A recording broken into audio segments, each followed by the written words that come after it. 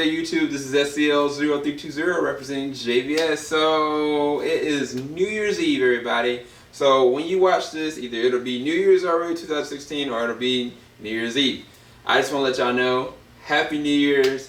I'm going to be making a video specifically for that, just for my dedications to y'all, which I do every year, or at least the past 3 years. But this video is going to be about the worst, in my opinion, I guess, worst films this year for 2015. Now, I'm going to say this on record, okay? I don't make it a point to look at bad movies. What I mean by that is, I can look at a trailer, right? And I know when the trailer shows me too much, and I know when the trailer shows me absolutely nothing that I'm interested in. And when a trailer does that, and I look at the atmosphere, it's almost like I've looked at enough films to know that this is probably going to be a bad movie. And I adjust to that, and I just don't watch them. So this list is going to be really short. So what I'm going to do is I'm going to tell y'all movies that I have seen that I thought that could have been a lot better, but were probably my least favorite of this year. But that doesn't necessarily mean they were the worst, because I think that I'm going to have like a whole separate kind of list where I'm going to look from a little spreadsheet and describe movies that I looked at and I was like, heck no, I'm not watching. So the three movies, the only three I can say were probably the least, of my favorite this year, be Jupiter Ascending, which, the Wachowskis, the makers of The Matrix. Yeah, they did mess up on that movie. What was it? Cloud Atlas.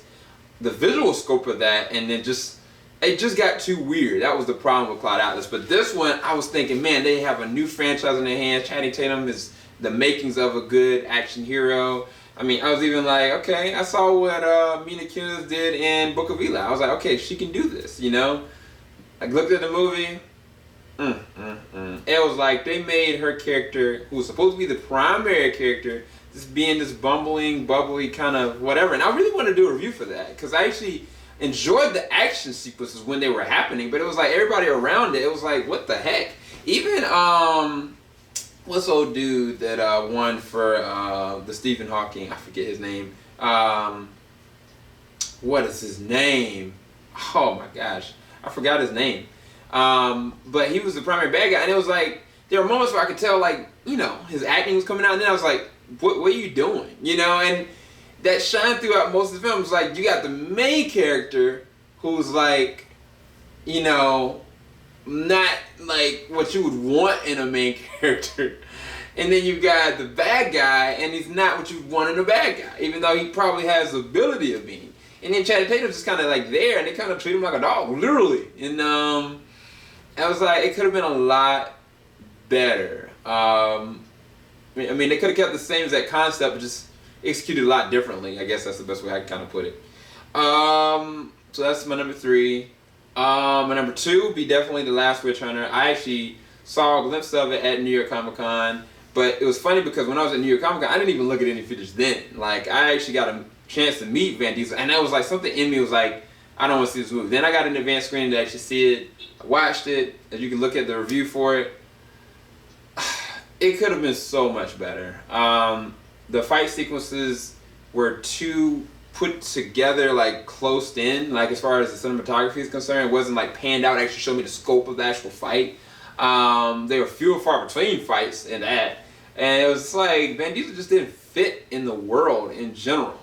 I don't know, it didn't fit. I guess that's the best way I can kind of put it.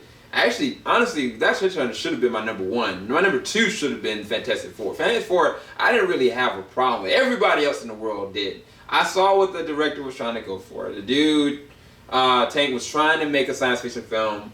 There was dissension between him and Marvel. Marvel wanted it to be a tie-in, well, not Marvel, but Fox wanted it to be a tie-in to put it a different kind of way. And it was just like, the movie suffers from, you see this push and pull. Like the first and second act feel like 2 different movies compared to the third act, and it's just like it unraveled, But then it's like you see all the different actors that were in the movie, and they got all these different other films they did amazing in, and it's like it was just an underutilization of an amazing actors, amazing cast, and awesome characters. But the problem with the characters is they've never been fully really done well on live action. So it might have been better suited to like, I don't know, a CG movie or something. I don't really know. But I didn't have a lot of problem with it. Like I actually probably gave it one of the highest reviews that anybody else did because I was entertained by it. And it wasn't like it was terrible. And I think of terrible, I think of Batman vs. Robin. And I own that gosh darn movie. Oh my gosh. Get the little whatchamacallit to come out. Anyway, and that's my list. That's all I've got. That's all I have. What I'm going to do now is something I've never really done before, is just kind of peek y'all into movies that I looked at the previews for and I was like, nah. And they ended up being really terrible, actually. So the Alvin and the Chipmunks movie, the Road Chip. The first one I actually enjoyed. The second one, it was like, eh. And then I don't even know what number this one is, but it's like they're just milking it. You know what I'm saying? Like, and y'all know, I don't know, some of y'all know that I actually made Chipmunk remix videos specifically to Christian songs, and so I love the Chipmunks even growing up. And it was like now I'm looking at them, it's like what the heck? Especially compared to like Alvin, no, not Alvin, but the Peanuts movie. Compared to that, it looked terrible. Another one I definitely didn't want to see was the Adam Sandler movie, which actually he has two movies on this list. This is The Ridiculous Six. Yeah, it was like, are you trying to play on the Hateful Eight here? Like, that's a little too close to the nose. And it didn't look good at all. And it did really bad, really bad. Definitely Jim and the Holograms. I did not want to see this movie from when they even showed me the concept art. When they showed me the first concept art, I was like, I can't take this seriously. Nor do I have any interest of hearing the music. Like, it's like with Empire, when I look at Empire, like I'm enjoying like the music generally. You know, even though there's ratchetness and craziness going on, music is amazing. You know, I had no interest in listening to Jewel and the Holograms. I'm an 80s baby, you know what I'm saying? But no. And it's just, I looked at the preview and I was like, what is this? So I feel like I'm just ragging on stuff. The movie The Cobbler, though, with Adam Sandler, I actually kind of wanted to see that one. It didn't get as much buzz, and I think that most people gave it really low reviews. But I actually wanted to see that. And it's funny because there are movies that I actually did enjoy that a lot of people rated low. Like, case in point, No Escape with Owen Wilson and him trying to protect his family. I thought it was a really deep film. I actually really enjoyed it on an internal level, not necessarily execution-wise, but it was a good film. I actually enjoyed it, as well as the Terminator Genesis. And y'all can crack me for it. Look, it's a target right here. I'm saying that I knew how Terminator started. From the start, after things got changed and they brought Kyle Reese back, everything from the time was going to change forever.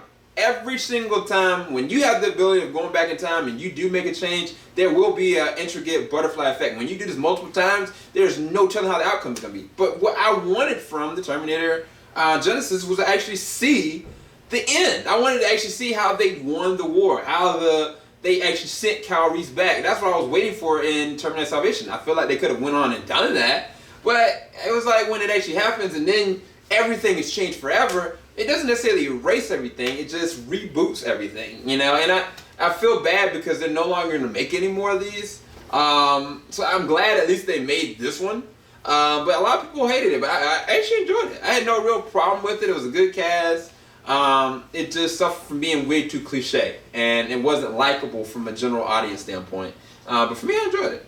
Another one I didn't want to watch was the Hitman movie, Hitman Agent 47. I was just like, if you ain't got the dude from Justified in it, I don't want to see it, basically.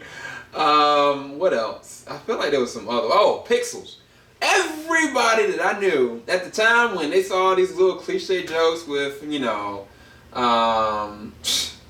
Donkey Kong and Pac-Man, I was like, this just don't look right. And when I saw the trailer, I was like, nah, bro, I don't really want to see this. That's what I said to myself. And that's the thing about me. Internally, I say that to myself, but I don't say it and output it to everybody else because I don't want to put down any movie necessarily. But y'all are actually witnessing me putting down movies, kind of. Jarrell gets on me all the time. He's like, I want to see you trash a movie. If you want me to trash, I can look at Pixels and I can trash it if you want me to. Just leave it in the comment section below. But I knew it wasn't going to be that good. What is another one? Paul Blart Mall Cop 2. Do I have to say anything about this? I mean, the first Paul Blart was okay, but I looked at the second one and I was just like, this trailer just looked garbage. Like, it looked terrible, and I was like, why did they let this man get over? I mean, it's like, he didn't learn anything from the last one, and I was like, no. Nah. And I'll tell y'all one that probably is the worst one. And I feel bad for Johnny Depp because I don't know if that's going to hurt his Oscar chances or not. But Mordecai. I can't believe this came out in the same year that he did Black Mass. I can't believe it. January 23rd, this dude is adding as this character Mordecai, and I was just like, no, Johnny. No. That's what I was saying to myself. I was like, I'd be gosh darn if I look at this movie. And I'm not going to look at this movie. I don't care if y'all leave me a million comments and say, please, SEL0320, look at Mordecai. You couldn't pay me to look at Mordecai, bro. I couldn't even do that. It would be a disservice to Johnny Depp as an actor for me to watch that because it would degrade my thought process of him as an actor. So I can't do it. I just can't.